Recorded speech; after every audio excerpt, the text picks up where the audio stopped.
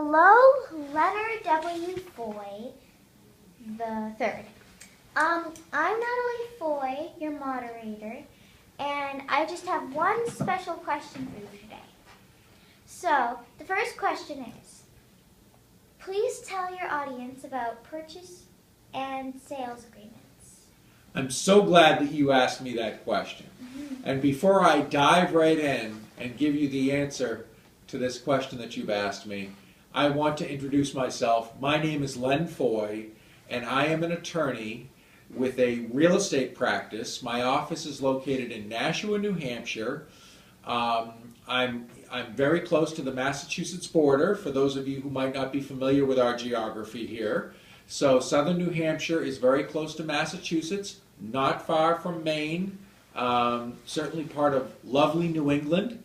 And I am a real estate attorney, which means that my practice consists almost entirely of handling real estate transactions, both commercial and residential.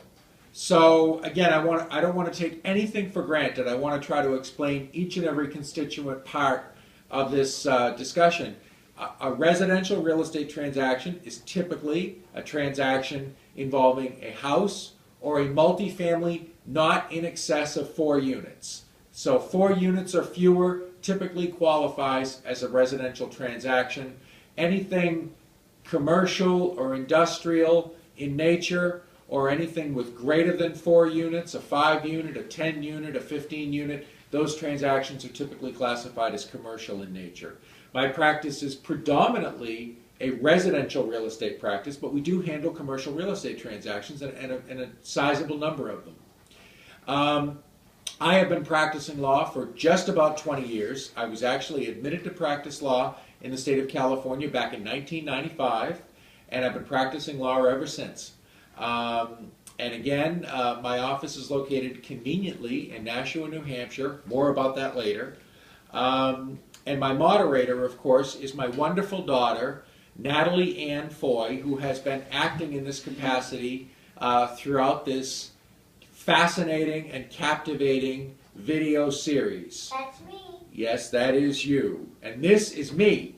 So without any further ado, now that I've set it up for our audience and I've told everybody who I am and what I do and all that wonderful stuff, I want to delve right into the question that you have laid at my feet. Should I ask you again? I think it's probably a good idea. So we don't completely lose track of things.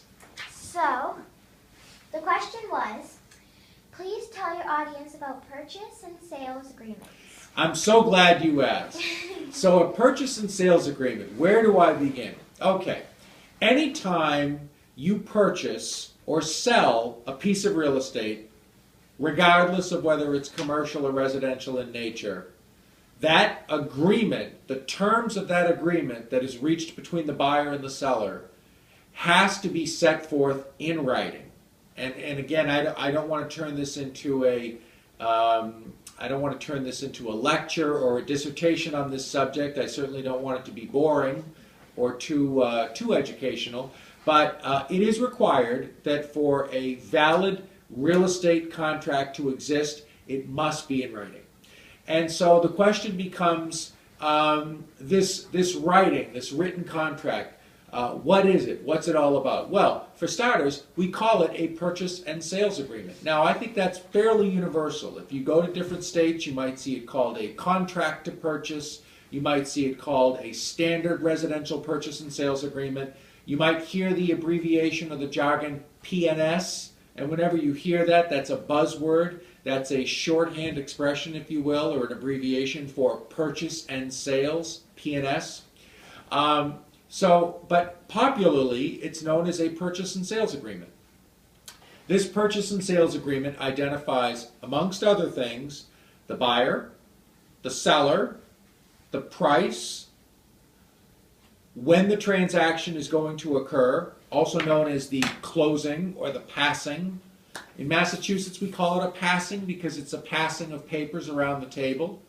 I don't hear that expression used in a lot of other places. I think that's probably unique to Massachusetts. And it sets forth the date, I may have mentioned, when we're going to close, the price, and certainly, maybe most importantly, the property to be conveyed, the address, and what's called a legal description of the property. Now, as you might expect, a purchase and sales agreement is a fairly complicated document. In New Hampshire, they tend to run 5, 6, 7 pages in length. In Massachusetts, I've seen them go 15, 20 pages. It varies from place to place. But I think the most important thing that I can tell you about a purchase and sales agreement is that before you sign one, you should have your attorney review it. And I hope that your attorney will be me. I have been reviewing purchase and sales agreements for almost 20 years, certainly as long as I've been practicing law. Real estate is my area of focus and concentration. I have reviewed literally thousands of purchase and sales agreements. And in my long career and tenure as a practicing real estate attorney, I've handled thousands of real estate transactions. So I have seen just about everything there is to see when it comes to purchase and sales agreements. I've seen very sophisticated, very convoluted, densely worded, single-spaced purchase and sales agreements that sometimes can require a team of lawyers to decipher and demystify and understand. And I have seen very simple 1, 2, 3-page purchase and sales agreements drawn up informally between people without the assistance of lawyers or real estate agents. If you are in a purchase and sales situation, that is, if you are buying or selling real estate and the other party to the transaction has drawn up the purchase and sales agreement, then those are circumstances under which I think it's important that you have an attorney review it. So let's talk about the process. People ask me about it all the time. You find a piece of real estate that you're interested in buying. We'll deal with this from the buyer's perspective. You find a piece of real estate that you're interested in purchasing. You make what is known as an offer. The seller considers your offer. The seller may counteroffer.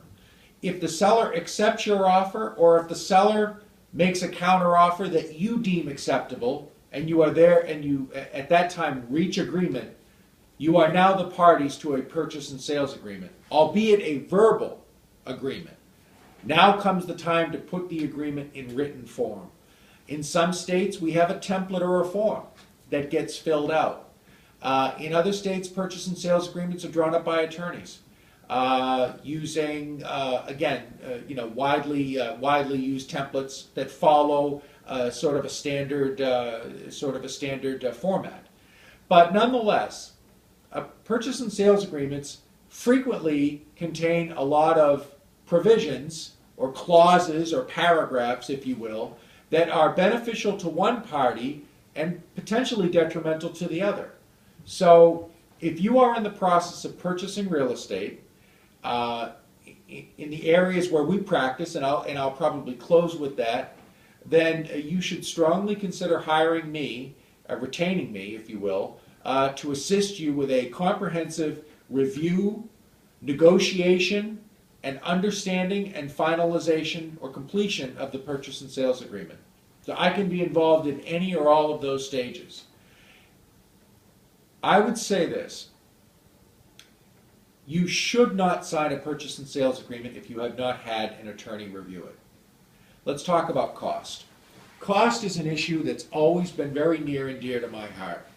I come from as I like to tell my daughter, I come from very humble beginnings.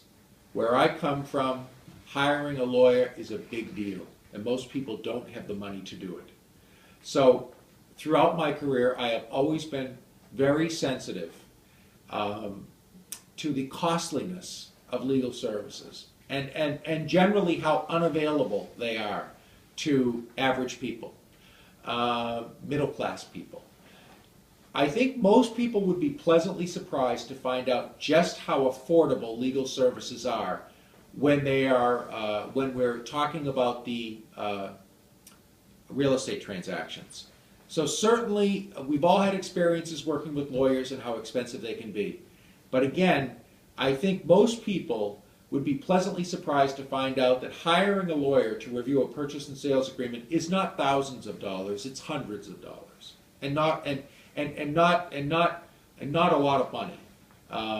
And certainly, people can retain my services or obtain my services on an a la carte basis. That is to say, if you wanted me to just review a purchase and sales agreement, I'm sure that we could make a financial arrangement between us that you would find to be very affordable and very cost effective and cost beneficial. So before you assume or rule out the possibility of hiring an attorney to have you review your purchase and sales agreement, at least contact my office and make an inquiry with myself or my staff and obtain a quote so you can find out exactly what it's going to cost you. Because the other side, the dark side, if you will, of this equation is that I have had many people come into my office having gone through the purchase and sales agreement, having gone through the real estate transaction, and finding themselves in a very serious and desperate situation because they did not understand the terms of the purchase and sales agreement that they signed, and they did not have an attorney review it with them. What are some of the things that can happen if a purchase and sales agreement goes wrong and you wind up on the losing end or the business end of that agreement? Well, you could lose a deposit if you are a buyer. So if you are the purchaser of real estate, you will be asked to make a deposit to hold that property. And if you're unable to perform, or in other words, unable to meet the terms of that agreement, you could lose your deposit. And many people work for years to acquire and accumulate the money to put into a deposit, to put on real estate, to hold real estate, to buy real estate. So the idea of that deposit going up in smoke should be a major concern to most people. If you're the seller, what can go wrong? Well, you can wind up in a lawsuit with a buyer, or you could wind up having a buyer promise to buy your property, you take it off the market, you work with this buyer for a period of time, and then all of a sudden the buyer disappears on you. And they take their deposit with them. And not only do you lose that buyer, but you've lost the opportunity to sell your real estate. Maybe you took it off the market during the best, most productive times of the year to work with a particular buyer. That because the purchase and sales agreement was written to their advantage and not to yours as the seller, that buyer was able to exit the agreement, take their deposit with them, and basically leave you high and dry. I'm not a big fan of horror stories because in real estate, mainly it's success stories. And certainly with my office, it's typically a success story. And I've heard a lot of lawyers throw these war stories and these horror stories out, and I don't want to sell my services that way. But the truth of the matter is that there are horror stories. There are people who did not have a lawyer look over a purchase and sales agreement. They signed the agreement, they misunderstood some portion of it, and they suffered a serious financial setback as a result. They wound up losing a deposit in court, getting a home with problems that they didn't understand. Title problems, legal problems, boundary problems, problems with neighbors, problems with their broker, problems with their lawyer, problems with the buyer or the seller, problems with the town that they moved into, a misunderstanding about what they could do with their property. Could they develop it or couldn't they? Were there easements or weren't there? Was there a right-of-way? Did they have access or not? Was the seller involved in a legal dispute that wasn't disclosed? The list is endless. These are just a few of the things that can go awry. And hiring a lawyer does not guarantee that things won't go awry. There's always that possibility. But it's all about trying to minimize your risk. Minimize the risk of something going wrong. Maximize the possibility that things will go right. And I think that the most surefire way to do that is to at least consider hiring an attorney to help you review your purchase and sales agreement. Okay, let's wrap up. Again, my name is Len Foy, and I'm a real estate attorney. My office is in Nashua, New Hampshire. We handle real estate transactions in 4 New England states. New Hampshire, where my office is located, Massachusetts, Maine, and Rhode Island. I want to insert an important caveat here. I'm not licensed as an attorney in Rhode Island. My office is licensed to handle real estate transactions in Rhode Island, and I can write and issue title insurance in the state of Rhode Island. So certainly we are able to handle real estate transactions in Rhode Island, and we do. But I want to make clear that I'm not licensed as an attorney in that state. but I am licensed as an attorney in New Hampshire, Massachusetts, and Maine. We have a law firm, which is Foy Law Office Pllc. I am the president and managing attorney. We also have a title company, also known as an escrow company, which is Sunset Settlement Company, LLC. Both firms are licensed to do business in all of these states. Massachusetts is a state where typically only lawyers and law firms perform real estate closings. So any real estate activity in that state would go through Foy Law Office Pllc. I feel the need to insert all these disclaimers because I don't want anybody to misunderstand the nature, extent, scope, or type of services that we offer. How do you get in contact with me? You can contact me at 603, that's area code 603-598-4030. We're on the World Wide Web, I love that, at www.foylawoffice.com. Send me an email at lfoy@foylawoffice.com. Every now and then somebody will ask me, hey, can I send you a fax? Yes, you can. It's as good a way to communicate as any. Send me a fax, please, at area code 603-598-4020. Another frequently asked question, do you offer free consultations? Absolutely. If you have a purchase and sales agreement and you'd like me to take a look at it, send it to me in confidence. You can either fax it to the number that I've given you, you can scan it by way of an email or a PDF or .loop. There are so many ways to share the content, to share a purchase and sales agreement, to send a purchase and sales agreement. Send me your purchase and sales agreement. Provide me with some contact information. I'll take a look at it. I'll let you know what the likely cost of my legal services would be. Under some circumstances, I can review this purchase and sales agreement for minimal cost. Under other circumstances, I can review the purchase and sales agreement at no cost if I'm going to be providing other legal services to you in connection with the transaction. We work with buyers and sellers and lenders. We are on the approved or authorized list to do business with most lenders, including local lenders, credit unions, mortgage companies, banks, national lenders, private investors. I don't want to go too long. I want to try to keep these installments as concise and brief as possible. So, again, in conclusion, let's wrap up. The beginning of a real estate transaction is a purchase and sales agreement. It is a written legal document. You should always have an attorney review it before you sign it. It's that cardinal rule that you don't sign anything that you haven't read, and I would go further than that and say don't sign anything that you haven't read and you haven't had an attorney read for you. That's especially true when it comes to a purchase and sales agreement for real estate. The repercussions, the ramifications can be far-reaching.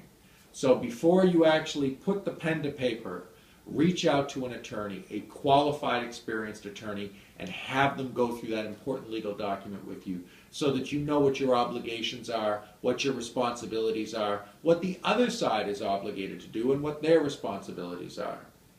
I have been handling real estate transactions for just about 20 years, so I would consider myself to be as experienced as anyone.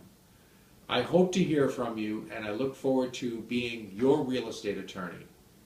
And Natalie, do you have anything to say in closing before we let these wonderful people go?